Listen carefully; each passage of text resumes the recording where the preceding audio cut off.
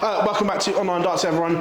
The eve of the match play, and we've got Chris Murphy. Murph, always an exciting time of year now. The match play is finally here. Absolutely. Everyone's favourite tournament of the year outside the World Championship. Some people put it ahead of the World Championship in excitement terms. In terms of quality, it's usually the best tournament because you have got the best 32 players in the world, either in the 2-year system or the 1-year system. And and I think a certain draw has made it a little bit more exciting as well. Well, we'll come on to that in a second, but this year we've got some anomalies thrown up because of the ranking system and what Luke Littler has done in particular, the fact he's not seeded, the fact that Gary Anderson is on the rise, but that hasn't taken a can yet and he doesn't break back into the seeds. It's a really intriguing mix, and before the draw there was a lot of seeds sweating and players to miss. Absolutely, and even with James Wade qualifying last gasp, I think he would maybe not be in the same bracket as Littler and Anderson in terms of fear factor these days, but someone who knows what to do at the World Matchplay, although hasn't done it as much in recent years.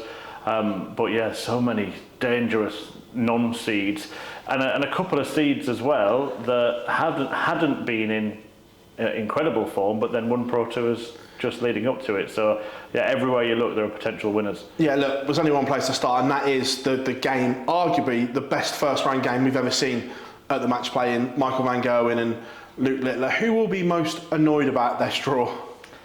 Good question. Everybody else, I suppose, because it's the only game that is getting talked about. Watching any other sport on Sky Sports, you're not seeing World Matchplay, you're seeing Littler versus Van Gerwen as a preview to that. It does draw a lot of attention to the tournament at a pretty perfect time, as things have turned out now, with that match being on Monday, whatever's happened on Sunday in the football.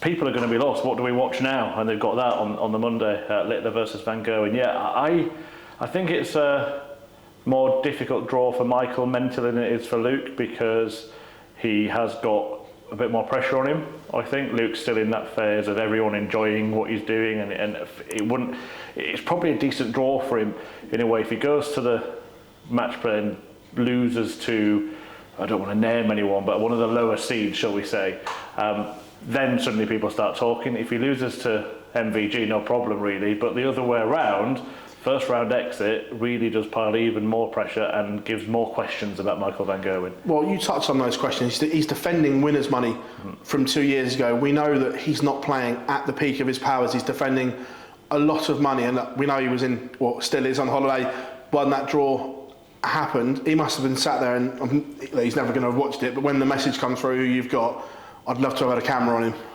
When things are going well for you, everything seems to fall into place, doesn't it? And when things aren't going so well, they kind of go against you. And I think that draw has gone against him. However, the greats, they view these things as opportunities. If he beats Luke Littler and makes a statement in that first match, suddenly everything changes for Van Gerwen, and his own mentality changes, and he'll be grateful of the opportunity to have done that. So yeah, I'm sure there's going to be fear of it. I'm sure when I say fear, I don't mean fear of Littler himself playing him pretty much any other time in the tournament, but the build up for the first round is obviously longer than any other match, and I just think that will start to build up for both players. I don't know how he'll take it, because it's come at a bad time for him, but once he probably kicked something and thought, oh, just my luck, then he probably sees it as an opportunity to go, you know what, I'll show him. Have you been surprised with Michael's prep? Look, we know he goes on holiday with his family a lot, but 10 days before the match play, when we see everyone else, Luke Humphries, Nathan Aspel, Michael Smith, had all been out doing exhibitions, Gerwyn Price, making themselves match sharp, and Michael goes on holiday. I found that a little bit surprising, if I'm being honest. I wouldn't say surprising, because it's not totally new for him. Is it the right prep? Well, I suppose when we know after the tournament. But yeah, I can see both sides. Not playing the last couple of Pro Tours in the build-up to that, giving the opportunity for other players to play themselves into a bit of form and not having that yourself. Particularly when there were times when he was at his best. So talking about that year where he won, 20-odd titles. Yeah. He was playing in everything, because he kind of liked just going. I remember a 3-day Pro Tour in Barnsley, turned up, won them all, and keeping to make that statement. So I don't know if it says anything about his confidence, that he doesn't want to make things worse, almost a form of protectionism. Don't know exactly where he is with his injury issues that he's had and stuff. Is he resting to try and make sure he's at full fitness for the big tournaments? Who knows? I think we'll get a lot of answers in Blackpool. We've seen Luke Littler here at the Super Series. He's taken everything in his stride, from playing on the stage here for the first time, the World Championships, the Premier League.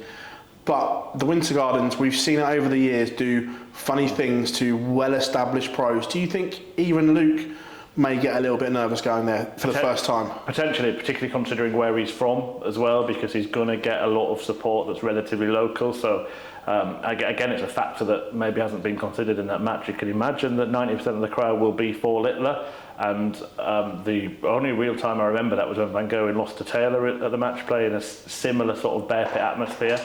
But who will deal with that better? I don't know. It's a difficult one for Littler. He's had support, obviously, since he's sort of burst onto the scene in the PDC. But there's no reason to question him yet, because every single question has been answered. There's no bigger pressure, is there, than that week after week of the Premier League and then going and winning the whole thing. So I think he's still young enough and foolish enough to take it in his stride and not let it affect him. Well, again, the segment of the draw, these two fall in as well, and I'm not being disrespectful to other people, but the winner of that, you would expect them to make the semi-finals, at least given the form and the calibre that they are. We know anything can happen. So there's a lot that rides on this game, not just for the prize money for that round, but and so on, when you look at other segments of the draw. Potentially, yeah. I think there were actually, I was having a little glance through it before we did this interview. I think there are two pretty strong sections and two sort of weaker ones, where you are looking at certain games going, right, if he wins that, he's in the semis, maybe even the final. So yeah, I suppose both players will be looking at that way. It's a strange one, isn't it? Well, you mentioned the way things have occurred with the non-seeded players being so strong, that on paper players were going to have the hardest match in the first round.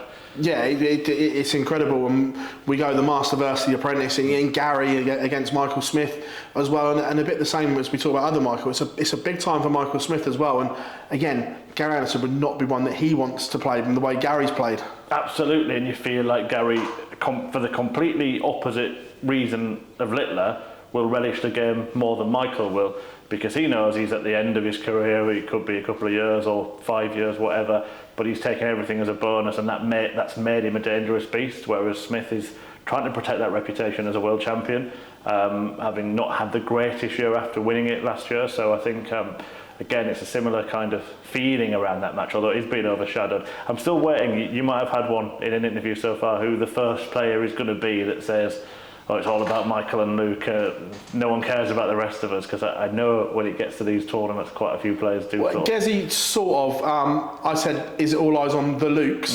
And Gezi came out with it's all on one Luke, it's Luke Humphries. Luke Littler's not done anything since the Premier League type thing, didn't do well in the Pro Tour. He did say that he's a stage player in that, but yeah, Gezi's already said it's all about Luke Humphries.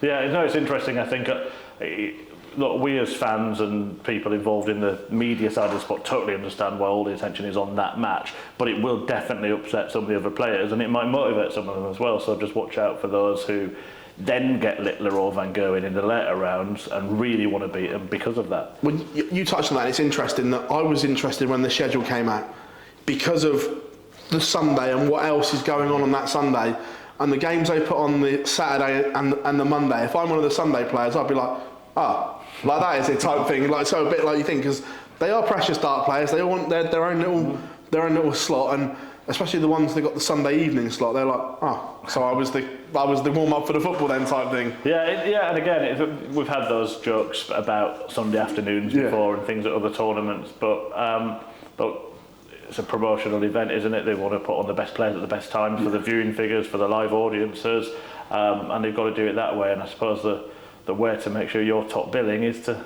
climb to the top of the ladder. Yeah, obviously question marks around the defending champion in Nathan Aspinall, form-wise, injury-wise.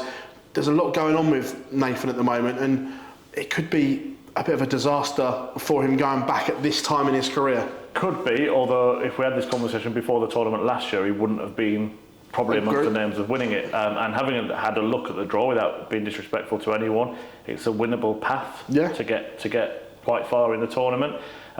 Speaking of hunger and motivation, there's not many with more of that in the armour.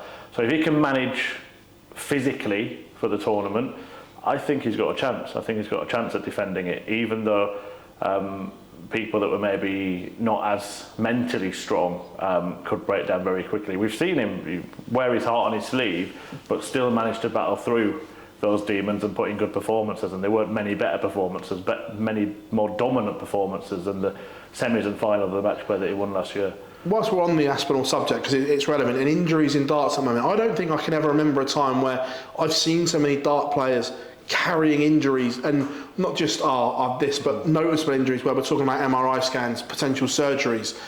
With the increased workload, is this something that the players are going to have to work out going forward? Because it is quite worrying, the amount that are picking up these quite serious injuries as well. 100%, and I think it's kind of symbolic. We've now had maybe 10 years of a heavy workload that's kept getting a bit heavier. Look, most people would love to be in their position, but they do have to sort of learn to manage it. I think that the new crop of young players coming through need to learn from the ones that sort of started that journey 10 years or so ago, because we never saw it as often with players in their 30s.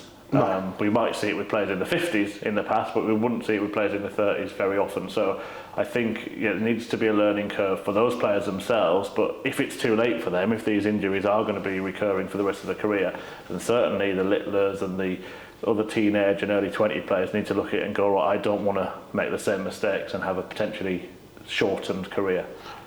Then back at the match play, this first round, is this the most competitive first round we've seen in the match play? And in terms of, does it feel like a bit of a changing of the guard, the way established players are missing out? We've got this young crop coming through. It seems like a bit of a crossroads at the moment. Yeah, I think we're in an era of change. I think that we're in an era of multiple potential winners of events. I think there've been mini versions of that in the past, but it's usually when somebody who's going to be relatively dominant is overtaking someone who's sort of going down, where now you look at events, that's probably been for the last 2 or 3 years to be fair, where you can make a case for many of the players in the tournament winning it.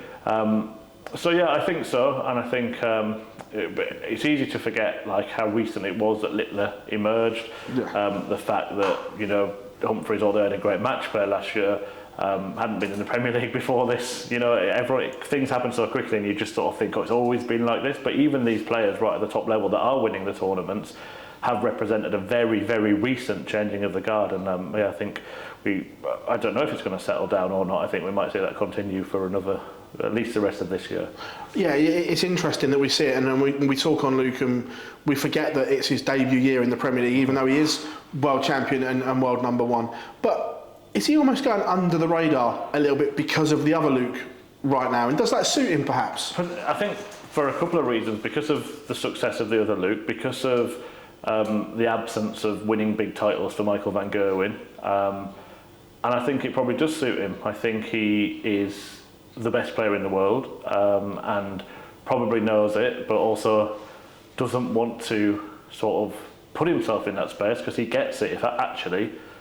If I'm not getting the attention that maybe I deserve, but it allows me to keep focused, play my best game, then I'm happy in that situation. Whereas we've just spoke about, there are other players out there that would be vocal about that. I think he's a little bit more smart about it, and I think he maybe uses that to his advantage. Well, we saw a real return to form at the World Cup, and England were dominant at that World Cup, but spearheaded by a very much returning to form Luke Humphreys. Absolutely, and I think when we looked at that pairing, a lot of people thought this was the time now, you know, the first one since Lewis and Taylor. I think this was no surprise at all to see him go and win it, particularly after Price pulled out of the tournament. But yeah, he was brilliant, absolutely brilliant, and scary really for everyone else at the match play, because he will take some beating if he gets going over that long format. Mind you, after the World Cup, I was kind of hoping that Peter Wright and Michael Smith may have been on a bit of a collision course at the match play, because it was interesting that Michael Smith let rip, and it's unusual that it wasn't one that I poked plenty of players to get an answer, but he just wanted to get it off my chest, and he tore into Peter after winning the World Cup. Yeah, it's difficult to understand why certain things irk them at certain times. I thought that it volunteered the opinion. But maybe he just wanted people to know what had been going on in the practice room and stuff like that.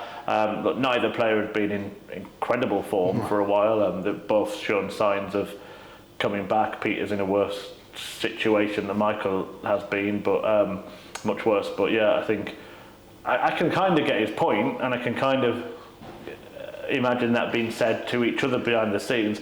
Why he felt the need to say it publicly, only he knows. Oh, I'm not moaning, don't get me wrong. Yeah. But back at the match play, who do you fancy to have a good run, as in like the dark? I know that none of them are dark horses, but outside your Lukes and people like that, who do you fancy? So difficult, because any name I give, I can't believe I'm giving it as a dark horse. Yeah. Anderson, I think, does he count? I don't know. I think he's got a good chance of getting to the final, if not going on to win the tournament again.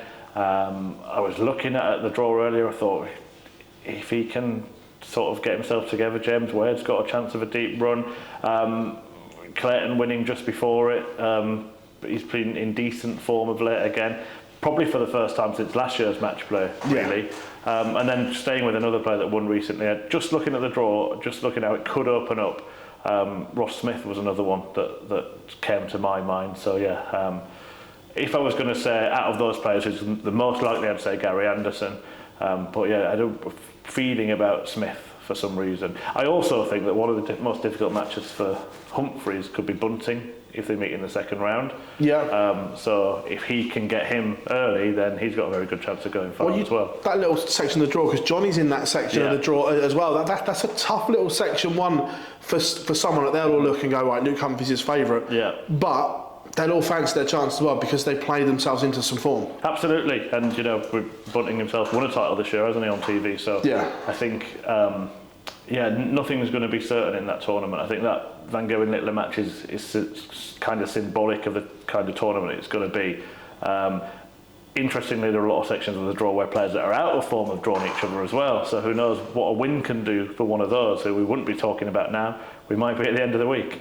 You're obviously going to the Winter Gardens as a broadcaster. Again, do you still get butterflies going back there as a fan and a broadcaster? Because look, we're in a privileged position. We get to go to all these wonderful venues and we can take them for granted. But there's just something about the Winter Gardens. Does it still give you butterflies? Yeah, I love the place. It's one of the first tournaments that I went to in my old capacity when I was working as a press officer, actually.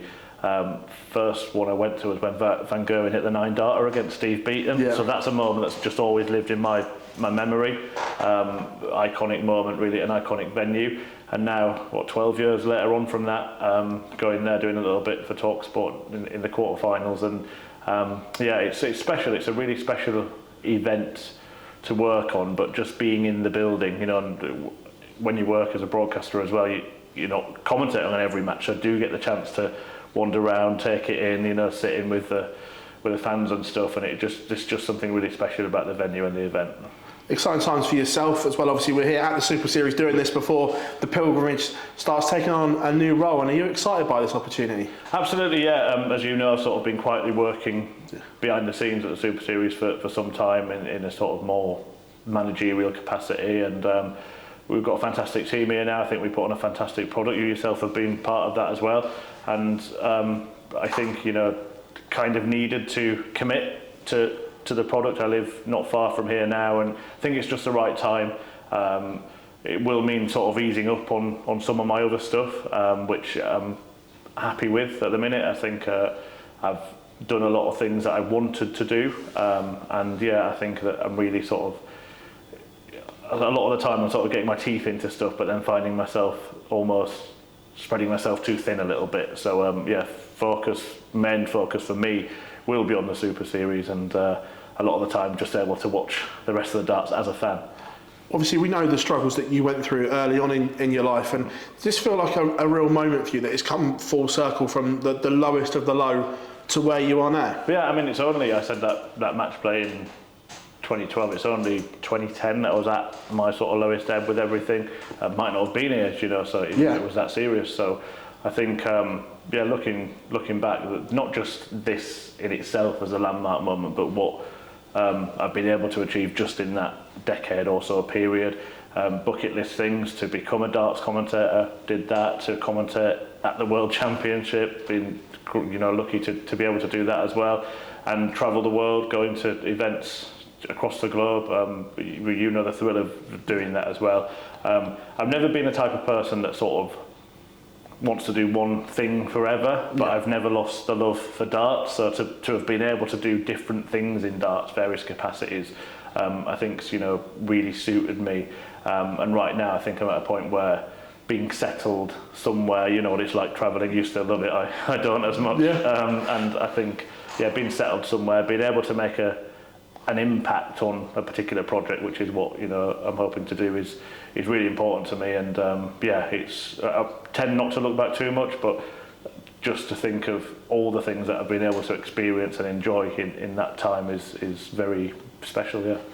On here at the Super Series, from the last time that we spoke, we've had the first Women's Week here as well, which was a real success. That's something that you must be proud of, the fact that we managed to deliver that for women's darts. I know it's something that it's close to you. Obviously, you did the first Women's Series and everything like that, so that must please you. Yeah, definitely. I think PDC putting on the Women's Series a few years ago showed that there is an untapped sort of potential. If they build it, they will come, kind of thing. And I think to give another opportunity to women darts players was really, really important. And I think the opportunity that we're giving to any dart player here at the Super Series is something that's never really existed before. It's a chance to play a lot of games in a competitive atmosphere against good opposition on a stage in front of cameras, and we're seeing players take that to their future career in the PDC. There's one in particular that's done quite well, right? So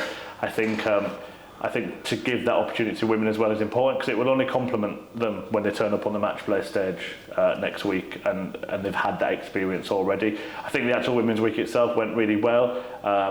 It showed that it's not just about one or two players. Certainly did that with Rhiannon O'Sullivan taking the title. It wasn't perfect. I think we always look, like any forward-thinking organisation would, to tweak certain things, and maybe the format on the finals night in particular could have been extended, and maybe if we do that again in the future. I think we're always looking for little ways to make it a little bit sort of just to evolve a little bit, but maybe Rhiannon would disagree. She'll be happy keeping the format as it was for now. Yeah, well, on the format for the Super Series, obviously we know we're time-wise it's tight to change anything during the week, but we see a lot of comments on social media, especially for Champions Week, and when they're playing for 25 grand as it now is, should the format for semi-finals or finals be longer, and can it be longer? I'm not talking mammoth, but like when the Pro Tour evolved and it went to best or first to seven, first to eight, could we see something similar here for a Champions Week perhaps? It can be longer. There's a balancing really between what you've said, which is a valid point, and which most other tournaments do, which is extend the format as the tournament goes on, particularly semis and finals, and the fact of that the sort of beauty in keeping it the same all the way through. There is something to be said for that as well. At the moment, we've stuck with that from the first start in week one of Series 1. You've got to win 4 legs to the final on Champions Week. Other tournaments have done that in the past, and that I wouldn't want to change it just like in a split-second decision. Yeah, it's something that we will keep thinking about. But on the other hand, we do have now the implementation of these specials weeks, where we might be able to play with different formats and things as a trial, and then maybe is this something we bring into the main series, or do we leave it as it is? With this role that you've now got here, what's the next step for the Super Series? Because we've seen it from its infancy in Southampton to where we are now. It hasn't changed a great deal in terms of structure and the way it's done. What's the next evolvement of the Super Series? As you'll be aware, the focus in the last 12 months has been on the production, which I think has evolved 100% incredibly, and the team do a fantastic job with how we produce the show now. I think the next step is now looking at different sort of ideas and like I say, formats, specials weeks. There will be more of those. I think we've had 3 maybe. We've also got the ADC Global Championship coming up, so that collaboration with the ADC, both in the UK and Europe and outside of Europe as well, the rest of the world. There are some things being discussed for next year that I can't disclose at the moment, but maybe another time. But maybe, how can I put it, maybe some well-known names that you might not have expected to see at the Super Series might make the odd appearance next year. But yeah, I think we're always open to ideas. We're always open to new things and just trying something a little bit different and just giving players opportunities to play in things. When we announced the Double Trouble week, the demand from the players to play in the second one was more than anything else. How do I get into that? I really want to play in that. So that's why we're doing a second one. But we have discussed other things. There are things that are logistically difficult. Of course. I know that on social media that the big call is for a pairs tournament. You know, we do discuss it. We think about how would we run that? Would we run it as a sort of national style event? I don't just want to totally copy something else that exists. Would it become a sort of amateur World Cup of darts, or would we do it where pairs actually choose to enter together as a friendship group, or just people that get on with each other? So all these things do get discussed, but yeah, we can't sort of rush into any of these decisions. So I think the production's at a level that we're very happy with. We want to get more people in on Saturday nights, even though that has been getting better. So if you haven't been to the Live Lounge in Portsmouth, I should say scan the QR code like I usually do on comments. We haven't got it right now. I'll edit it onto the screen for you. Scan this QR code. And yeah, I think that sort of audience experience is something that we're looking at as well. And then yeah, just kind of, we've got the blank page to try things, and the specials weeks provide us the opportunity to do that. So that's something that we'll be looking at. Maybe it won't, let me put it this way, it won't just be double start and women's week next year. There'll be more than that. Murph, absolute pleasure catching up with you before the match play, mate, and massively appreciate it. Thanks a lot, mate. Cheers.